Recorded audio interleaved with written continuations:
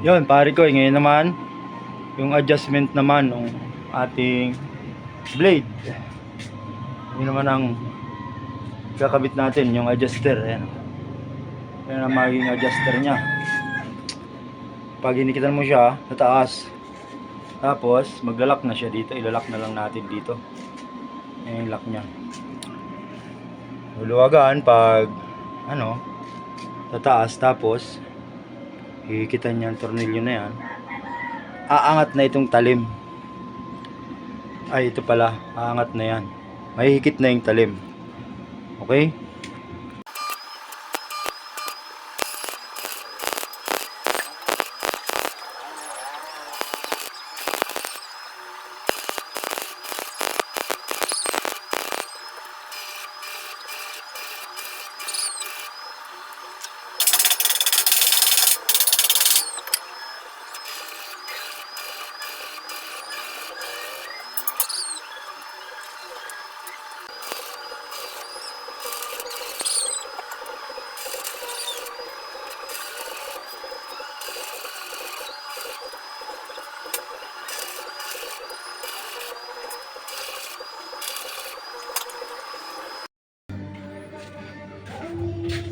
Yan, pare ko, ay tapos na yung ating drive wheel assembly. Yan, pati yung adjuster, adjustment ng talim. Kabit naman natin yung motor dito sa ilalim, no? Electric motor naman ang ikakabit natin.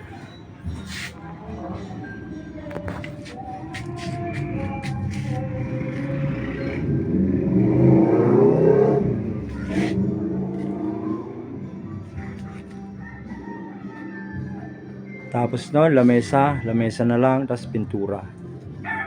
Ayan, tapos na. Magtitis-tis na tayo ng mga lumang kahoy.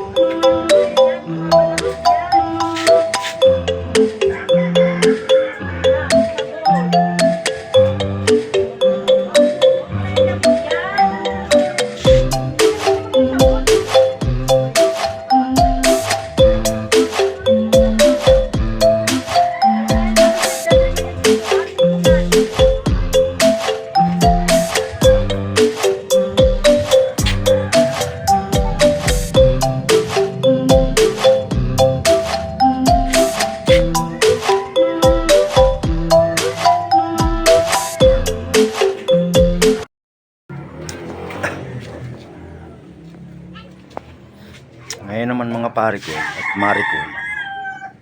Isama na yung mga Marikoy natin dyan. Kabitan naman natin ang guard bearing.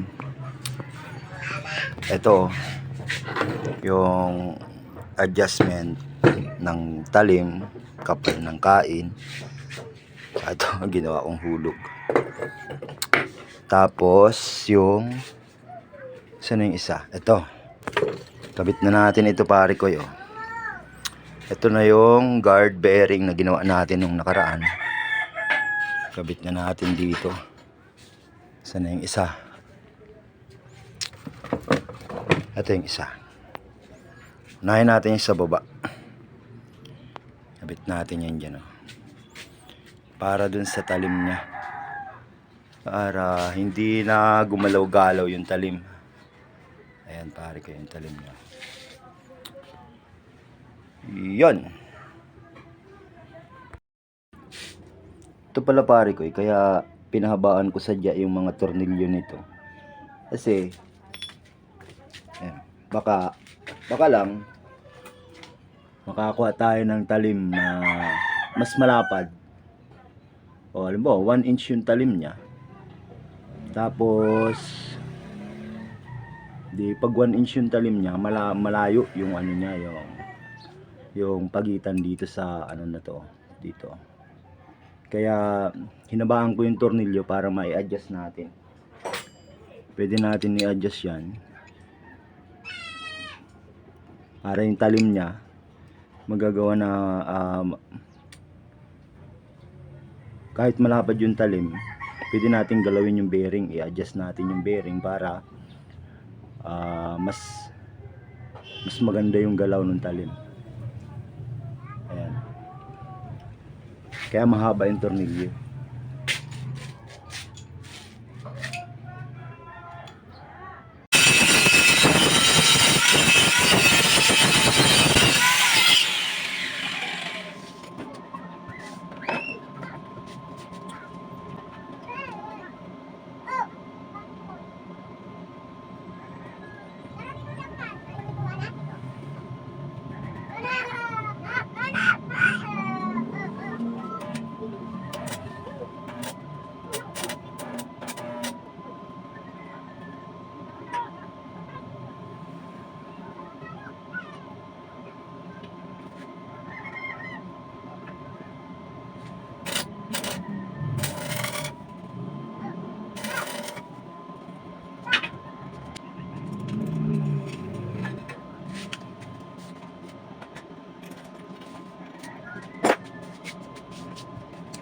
Pupulbid na natin. Pulbid.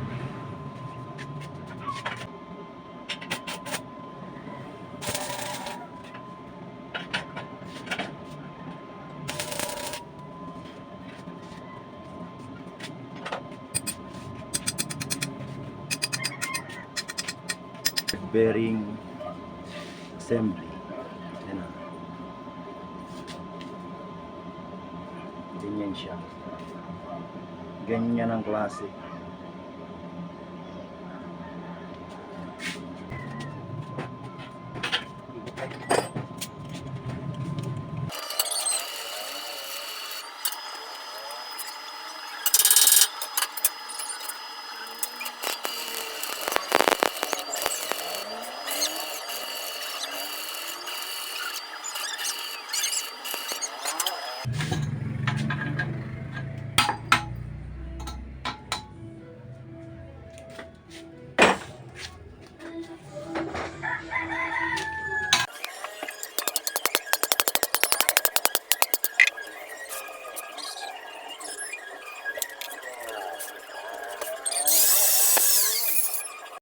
At ito na, Parikoy, yung sinasabi nating clearance na dapat ay susundin natin dun sa guard bearing natin. Focus natin. Ayan, oh.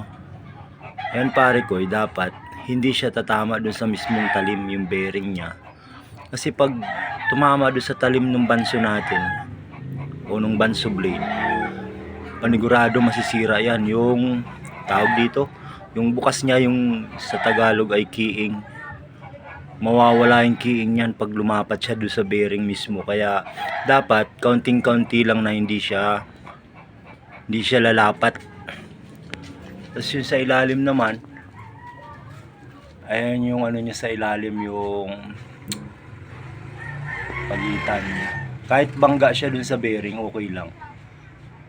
Pero yung sa ibabaw niya, yung dalawa, yung magkapares, kailangan talaga hindi siya tatama dun sa talim. Ganyan siya, pare ko yun.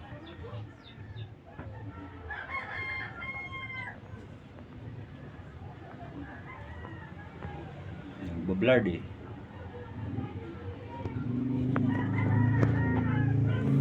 Ganon din dito sa taas. Ito. Hindi pa natin to na-welding, pero ganon din ang gagawin natin. Ayan o. Dapat ganyan lang siya. Hindi siya dapat tatama dun sa mismong talim niya. Kumbaga, iipitin niya lang yung walang talim.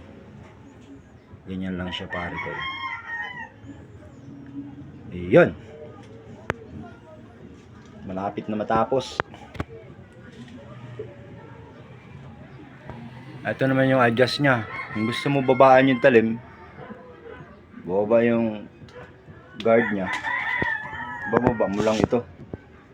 Meron siya ditong tornilyo at yung nagsisilbing pang ano, panghikit para ma-adjust natin yung ano, kasi hindi gumalaw yung adjuster ng guard bearing natin.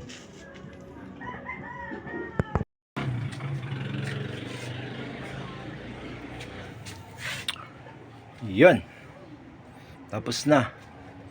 Dito naman tayo, pare ko, sa lamesa. Bigyan natin ng lamesa, patungan ng workpiece natin. At pag walang patungan, hindi magagamit. Gawa na natin ng ano, lamesa. Okay na. Medyo natagalan ako mag-align, pero natapos din.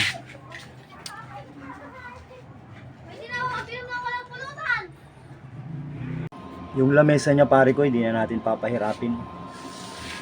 Simple na lang ang gagawin natin. Just lagay na lang natin siya dito. Ganun.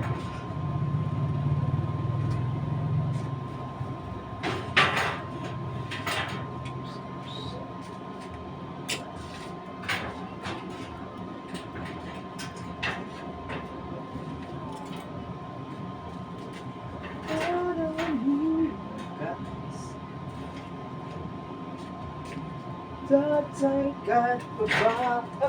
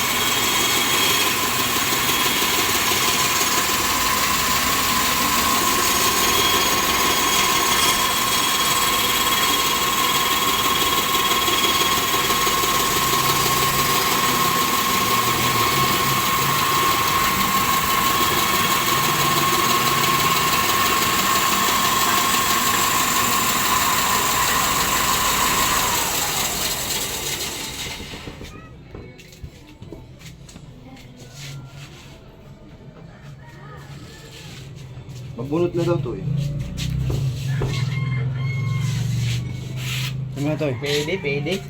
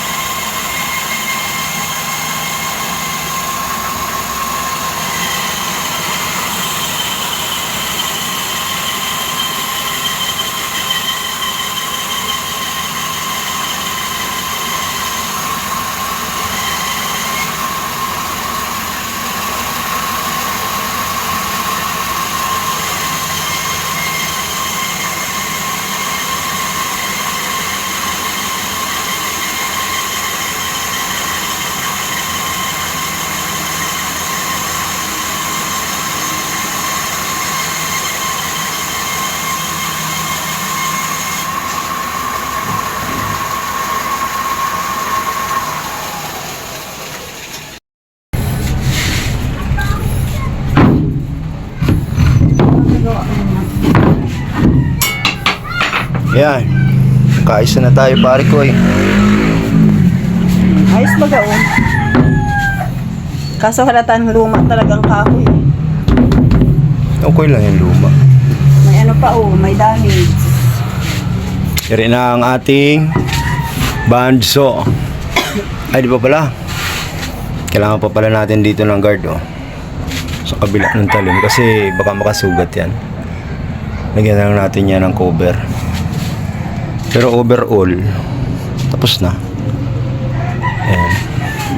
Abangan nyo yung testing ko pare ko, yung mga baka bukas. Buka natin magtistis ng marami. Kung talagang pang matagalan itong ginawa natin. Para mas maganda. Abangan niyo yung testing ko. Magtitistis ako ng marami sa mga susunod na araw para matesting natin kung talagang tatagal. Yung dapat kami sa. Yeah. I love you.